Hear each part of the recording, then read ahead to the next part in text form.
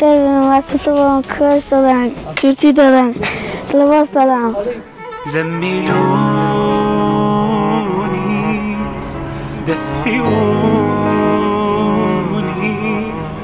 من شتاء انقذوني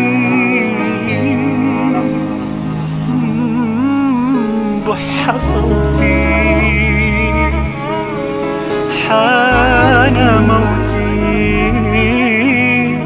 أينكم لا تسمعوني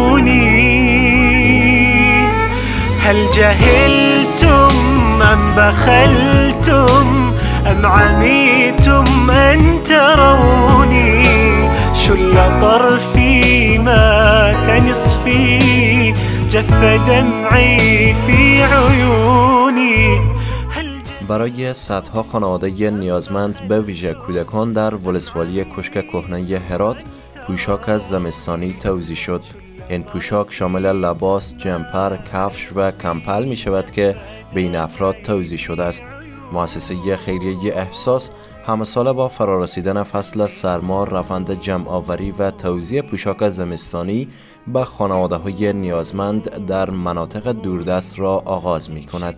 مؤسسه خیریه احساس طبق سالهای گذشته کمپاین جمع‌آوری لباس شروع کرده بود و الحمدلله امروز به تعداد 200 بسته لباس زمستانی و پوشاک‌های زمستانی ما توانستیم در این منطقه حاضر بکنیم و کسایی که شما در تصویر مشاهده می‌کنین مردم محروم نیازمندی هستند که نیاز به پوشاک زمستانی و تهیه لباس برای ازنا دیده می‌شد. بیش از 200 جور لباس شامل این بسته‌های کمکی است که توسط کارگاه‌های تولیدی احساس تهیه و پس از بسته‌بندی به این ولسوالی انتقال داده شده است. این لباس‌ها به همکاری فروشگاه ماندگار تهیه شده است.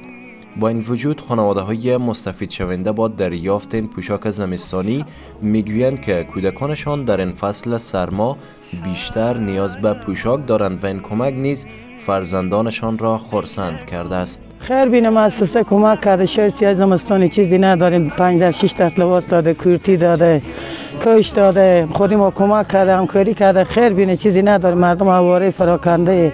خیر بینم تشکر که میتونه کمک خودی ما بکرد. املکا شای زمستانی برادر ما چیز مردم نداریم، خور غریبی شای زمستانی کودکان والله چیزی نداره. تمین از طرف مؤسسه با ما کمک برسیده. خیر بینم برادر خونیش آباد.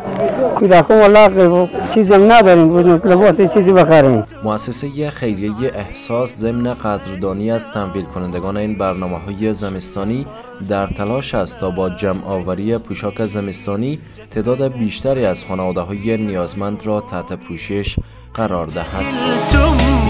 ام بخلتم ام عمیتم ان ترونی شل طرفی مات نصفي جف دمعي في عيوني زملوني دفئوني